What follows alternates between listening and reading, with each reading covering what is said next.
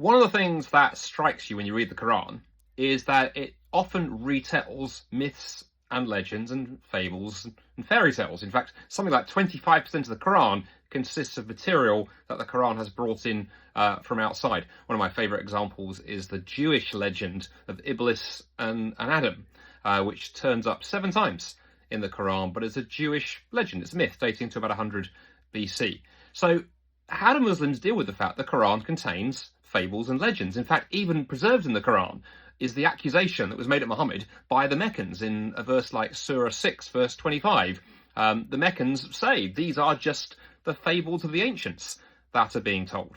Well, listen to Muslim scholar Shabir Ally try and explain this away. What the Quran does do is that the Quran draws attention to what people already know and brings forward a moral lesson from that. The Quran is not there to teach people history, but to teach them how to think of that history and what theology should actually be based on that history. So the Quran is calling people back to one God with all of these stories. So Shabir is a bit stuck. There are myths and legends and fables in the Quran. He tries to say, well, they're just teaching examples, but the problem is the Quran doesn't tell the reader this is a myth, this is a legend, and this is history. So for the ordinary reader of the Quran, you're stuck. You don't know which bits are true, which bits are false, which bits are history, which bits are fairy tale. In short, the Quran is a mess, and Shabir's attempt to answer the question there demonstrates it. Muhammad simply didn't know the difference between history and fiction.